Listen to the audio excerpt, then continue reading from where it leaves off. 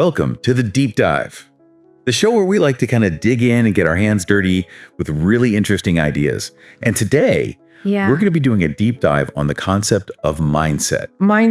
And to help us with this, we're going to be using Carol S. Dweck's book, Mindset, The New Psychology of Success. Yes. Now, I'm sure many of our listeners are at least somewhat familiar with this concept. Right. But we thought it'd be worth taking a deep dive and really exploring the nuances of this really powerful idea. Powerful idea because it impacts so many areas of our lives. You know, work relationships, personal growth, you name it. Yeah. And what's really great about this book is that, it's not just a bunch of, fluffy self-help stuff. Right. Dweck really goes in. She does. And she has done a lot of research. And this book is full of fascinating examples and research. It is. That really illustrate the power of mindset. And it's not all just theory. She brings in real life examples like people from the world of sports. Like, you've got your Michael Jordans, John McEnroe's. Yep. She even delves into the world of music with someone like Nadja Salerno Sonnenberg, a violinist. Yep. And she even talks about a really fascinating study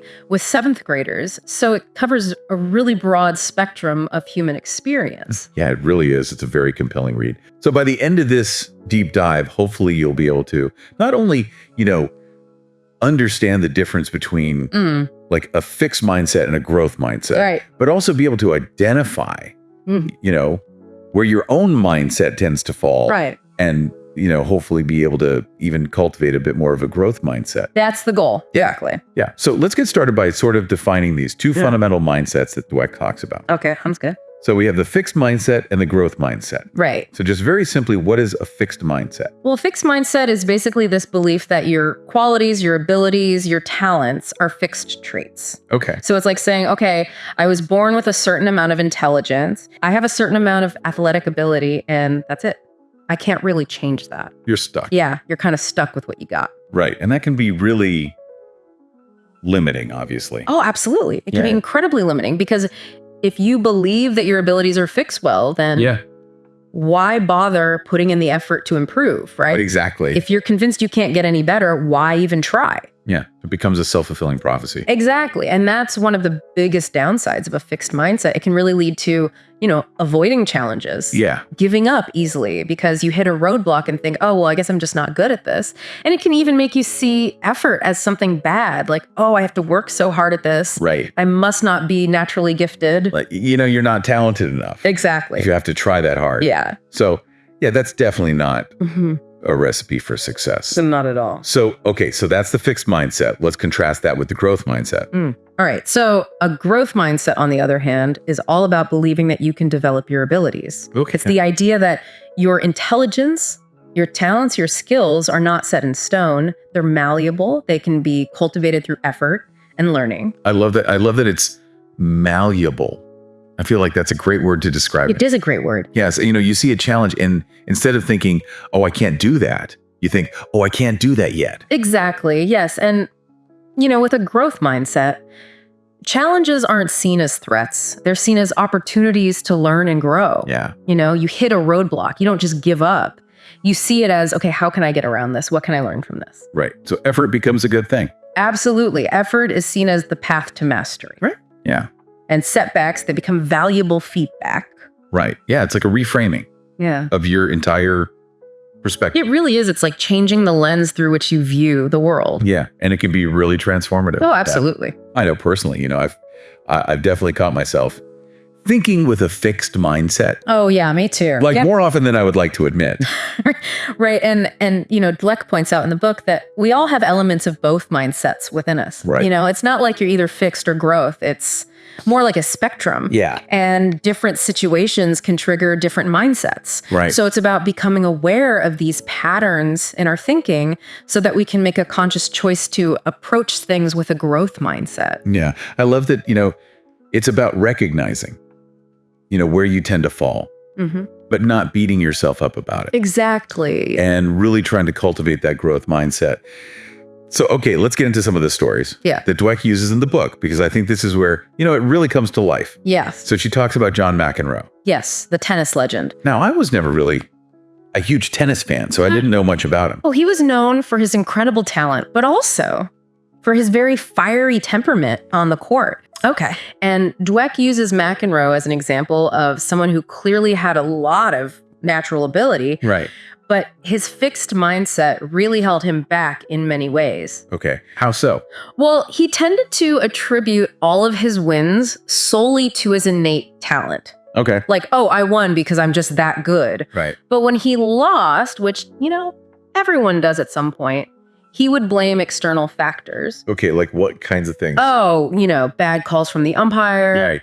his opponent's, dirty tactics, the weather, anything but himself. Wow. So he never took responsibility. Not really, no. And this prevented him from really analyzing his losses and learning from them. Right. Instead of seeing a loss as an opportunity to improve his game, he would just get stuck in this cycle of blame and frustration. Yeah. It's like he wasn't able to see the bigger picture. Exactly. And that's how a fixed mindset can really trap you. Yeah. That's a great example. So let's look at another example from the world of sports. Michael Jordan. Yes. Michael Jordan. Now, this is someone I do know a lot about. So Michael Jordan. I mean, talk about natural talent, right? Oh, yeah. But what set him apart wasn't just his talent. It was his incredible work ethic and his growth mindset. Right. Like even at the peak. At the peak of his career. Even at the peak of his career when he was, arguably the best basketball player in the world. Right. He was still constantly pushing himself to improve. Right. He was always looking for new challenges, new ways to refine his skills. Yeah. He didn't rest on his laurels. Not at all. He was always trying to get better. Exactly. And that's a hallmark of a growth mindset, that relentless pursuit of growth and improvement, no matter how successful you already are. I mean, if Michael Jordan still saw room for growth, then that really says something, It really does. Like there's no excuse for the rest of us. Exactly. So, speaking of growth and improvement, I think it's worth talking about the study that Dweck did with 7th graders. Oh, yes. The 7th grader study. That's a fascinating one. Yeah. So tell us a little bit about that. All right. So in this study, Dweck divided a group of 7th graders into 2 groups, and she gave them both a fairly easy task. Okay. And they both performed well. Then she praised each group differently. Okay. So how did she praise them? Well, she praised one group for their intelligence. Okay. So she told them, wow, you guys are so smart. You do such a great job. And she praised the other group for their effort. So she told them, wow, you guys worked really hard and you did such a great job. Okay. So one was for intelligence and one was for effort. Exactly. Okay. So what happened then? All right. So then she gave the students a choice. They could either choose to do another easy task that they knew they would succeed at, or they could choose a much more challenging task that they might not do as well on. Okay. And what do you think happened? I'm going to guess that the ones that were praised for intelligence chose the easy task. You guessed it. Yeah. The majority of the students who were praised for their intelligence, they chose the easy task. Okay. They didn't want to risk looking dumb by trying something hard and failing. Yeah. But the students who were praised for their effort, they were much more likely to choose the challenging task.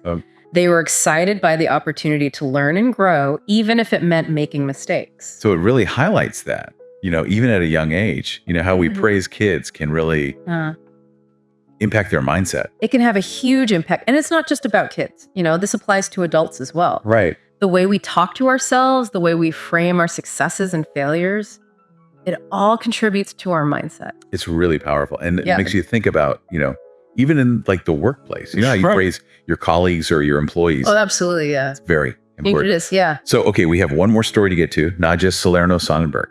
Ah, yes. Nadja, the violinist. Now, this one was really inspiring for me. Yeah. Because it really shows that it's never too late to shift your mindset. Absolutely. Yeah. Nadja's story is a great example of how someone can go from a fixed mindset to a growth mindset and achieve even greater things as a result. Yeah. So tell us a little bit about her story. Well, early on in her career, Nadja was very much defined by her talent.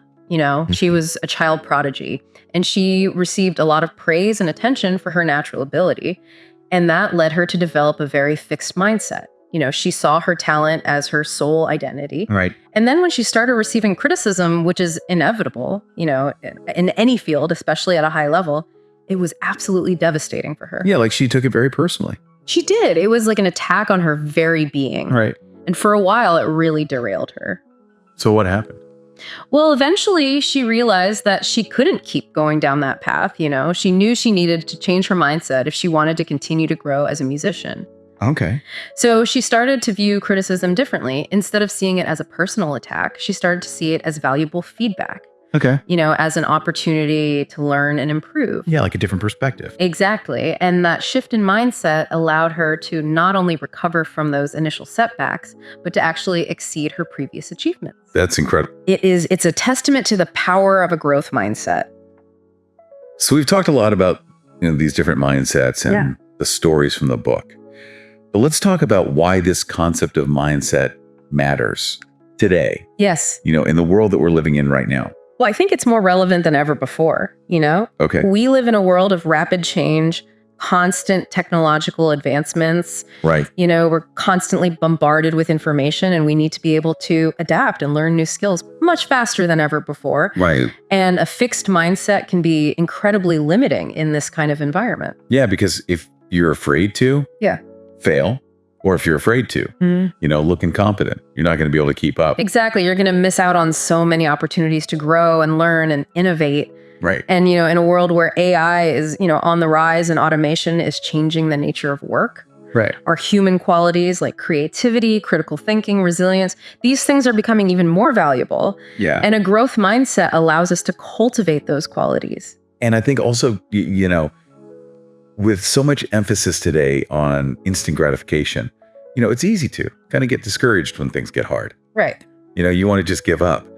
But a growth mindset teaches you to embrace those challenges. Exactly. Yeah. It's about seeing those difficult moments, those frustrating moments as opportunities for growth. Right. Those late nights, toiling away at something. Yeah. Those are actually, where you're really developing. That's where the real growth happens. Your skills. Yeah. And I think another really important point to touch on is, the idea of feedback. Yes. We live in a very feedback-driven world. We do, from performance reviews at work to online reviews to social media, we're constantly being evaluated and receiving feedback. And it can be really easy to kind of take that personally. Right. And get defensive. Especially if you have a fixed mindset. Right.